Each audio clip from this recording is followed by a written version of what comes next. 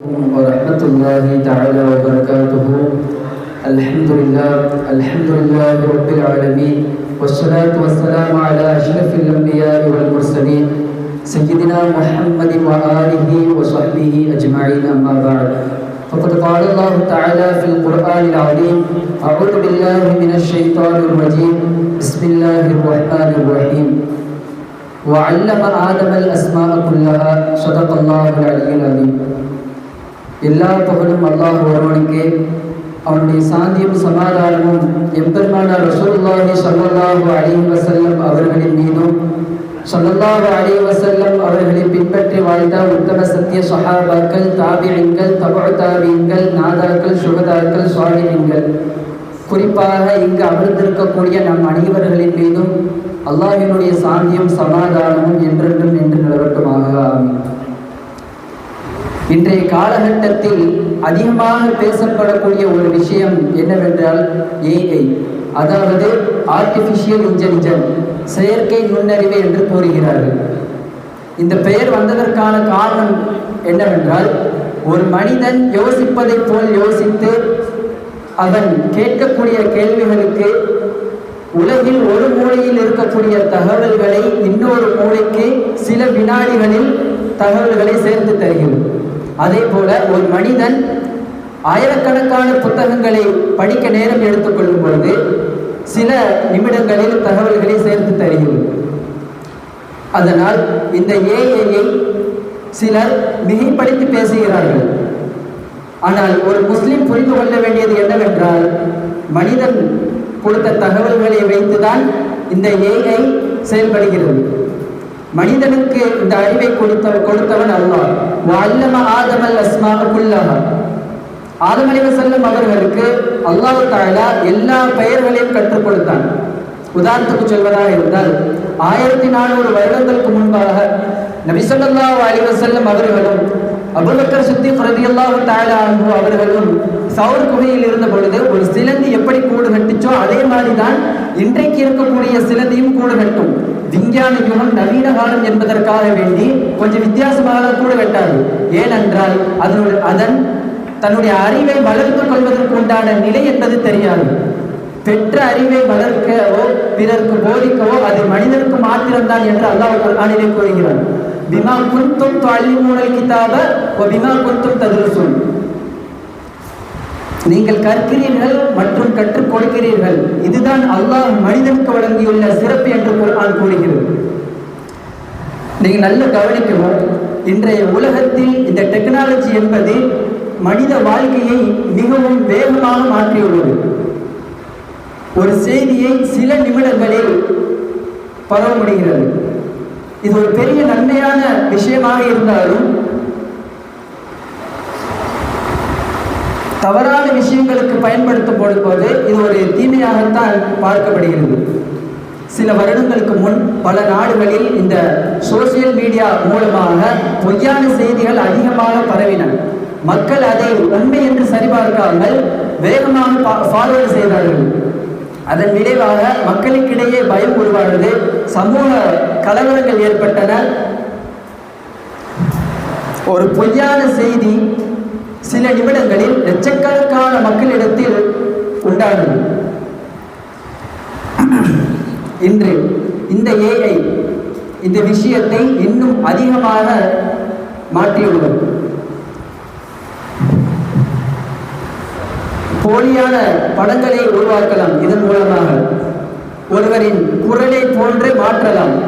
பொய்யான வீடியோக்களை உருவாக்கலாம்.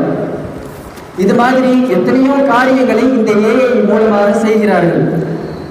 ஆனால் இந்த ஏஐயை பயன்படுத்தும் மனிதனுக்கு பொறுப்பு, சுய கட்டுப்பாடு, ஒழுக்கம் மிக அவசியம் என்பதை ஒரு முஸ்லிம் புரிந்து கொள்ள வேண்டும்.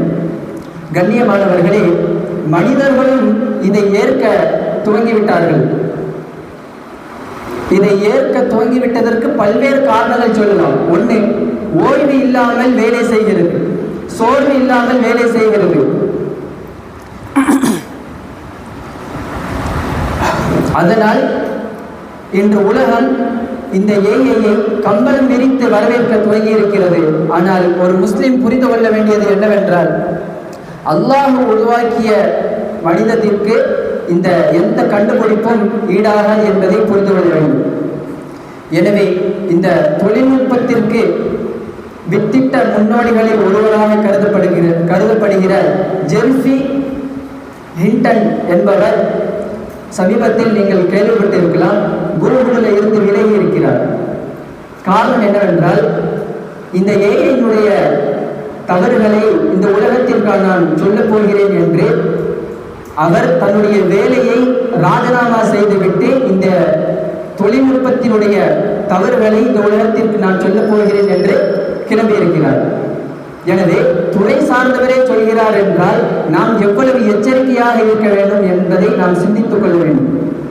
கண்ணியமானவர்களே, அதே போல இதுவெல்லாம் அல்லாஹ்வினுடைய அறிவாற்றலுக்கு முன்னால் இது வெறும் துளிதான்.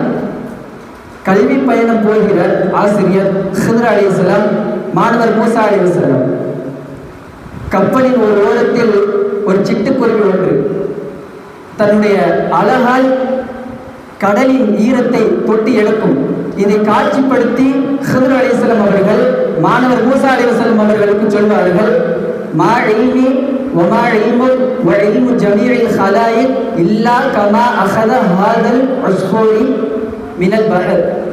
மூசா, எனது கல்வி நானும் உன்னுடைய கல்வி நானும் இந்த உலகத்தில் இருக்கக்கூடிய அனைத்து மனித படைப்புகளினுடைய கல்வி நானும் அனைத்தையும் ஒன்று சேர்த்தால் அல்லாஹ்வினுடைய அறிவாற்றலுக்கு முன்னால் இதோ இந்த சிட்டுக்குருவி தன்னுடைய அழகை தண்ணீரில் வைத்து எடுத்த பொழுது அதனுடைய அழகில் இருக்கக்கூடிய ஈரத்திற்கு சமம் நம்முடைய கல்வி அறிவாற்றல், கடலுக்கு சமம் அல்லாஹ்வினுடைய அறிவாற்றல் என்று ஹித்ர் அலைஹிஸ்ஸலாம் அவர்கள் சொன்னதை வரலாறில் பார்க்கிறோம். எனவே அதே போல உலகத்தில் மனிதன் உருவாக்கிய மிகப்பெரிய தொழில்நுட்பங்களில் ஒன்றுதான் அணுசக்தி. இது மின்சாரம் உற்பத்தி செய்யவும் பல நன்மைகளுக்கும் பயன்படுத்தப்படுகிறது. ஆனால் கவனக்குறைவு மற்றும் நிர்வாகம், தவறான நிர்வாகம் இருந்ததால் மிகப்பெரிய ஆபத்தாக அது மாறிவிடுகிறது. 1986ஆம் ஆண்டு உக்ரைனில் உள்ள செர்னோபில் என்ற ஒரு அணு மின் நிலையத்தில் ஒரு வெடிப்பு ஒன்று ஏற்பட்டது. அந்த விபத்தால் ஆயிரக்கணக்கான மக்கள் பாதிக்கப்பட்டார்கள். சுற்றுச்சூழல் நாசமானது. பல குடும்பங்கள் தங்களுடைய வீடுகளை விட்டு வெளியேற வேண்டிய நிலை ஏற்பட்டது. அறிவியல் முன்னேற்றம் என்பது மனிதனுக்கு உதவ வேண்டிய ஒன்று. ஆனால் பாதுகாப்பு, சுய கட்டுப்பாடு, ஒழுக்கம் இல்லாமல் இருந்தால் இது ஒரு பேரழிவாக மாறிவிடும். அதே மாதிரிதான் இன்று ஏஐயும் மிக சக்தி வாய்ந்த டெக்னாலஜியாக மாறி வருகிறது. சரியான முறையில் பயன்படுத்தினால் மருத்துவம் வளர்ச்சி அடையும், கல்வி எளிதாகும், வேலைகள் வேகமாக நடக்கும். ஆனால் இந்த ஏஐ தவறான விஷயத்திற்கு பயன்படுத்தினால் வேலை வாய்ப்புகள் குறையும் என்பதை நாம் புரிந்து கொள்ள வேண்டும். அதனால் டெக்னாலஜிக்கு அறிவு மட்டும் போதாது, அதை வழிநடத்தும் சுய ஒழுக்கமும் கட்டுப்பாடும் மிகவும் அவசியம் என்பதை நாம் கவனத்தில் கொள்ள வேண்டும். எனவே குர்ஆன் சொல்கிறது, தேவையான சக்தியை நீங்கள் தயார்படுத்தி வைத்துக் கொள்ளுங்கள். கல்வியாக இருக்கலாம், அறிவாற்றலாக இருக்கலாம், பொருளாதாரமாக இருக்கலாம், ஏன் இந்த தொழில்நுட்பத்தினுடைய நுண்ணறிவாக கூட இருக்கலாம். இதையும் படிக்காமல் தெரியாமலும் கூட நீங்கள் இருந்துவிடக்கூடாது. பொதுவாக இந்த சமுதாயத்தில் 3 விஷயம் தேவைப்படுகிறது. முஸ்லிம் சமுதாயத்தை சொல்கிறேன். 1, அறிவுஜீவிகள் கட்டாயம் தேவை. 2வது, நிபுணத்துவம் கட்டாயம் தேவை. 3வது, ஊடகம் என்று சொல்லக்கூடிய மீடியாக்கள் கட்டாயம் தேவை. இந்த 3ம் சமீப காலத்தில் உலக நகர்வுகளை பார்க்கிற பொழுது அடுத்த கட்ட வளர்ச்சிக்கு அடி எடுத்து வைக்க இந்த 3ம் கட்டாயம் தேவை. இதுவெல்லாம் நமக்கு தேவையில்லை என்று வெறுமென சஜிதாவும் நோன்பும் வைத்துவிட்டு இருந்துவிடக்கூடாது. அது நம்மளை கரை சேர்க்காது. இதையும் பயன்படுத்திக் கொள்ள வேண்டும். எனவே அல்லாஹ் குர்ஆனிலே கூறுகிறதை போல, வமா ஆதாக்கும் ரசூலு ஃபஹுதுஹு வமா நஹாக்கும் அன்ஹு ஃபத்தஹு, நபி ஸல்லல்லாஹு அலைஹி வஸல்லம் அவர்கள் எதையெல்லாம் கொண்டு வந்தார்களோ அதை எடுப்பதற்கும், எதையெல்லாம் தடுத்தார்களோ அதை விலகி இருப்பதற்கும் அல்லாஹ் தௌஃபீக் செய்வானாக. அதே போல இந்த ஏஐனுடைய விஷயத்தில் நன்மையை எடுத்து தீமையை தவிர்த்து விடுவதற்கு அல்லாஹ் உங்களுக்கும் எனக்கும் தௌஃபீக் செய்வானாக என்று என் வார்த்தைகளை நிறைவு செய்கிறேன். வாஹிர் தஅவானா அல்ஹம்துலில்லாஹி ரப்பில் ஆலமீன். அஸ்ஸலாமு அலைக்கும் வரஹ்மத்துல்லாஹி தஆலா வபரகாத்துஹு.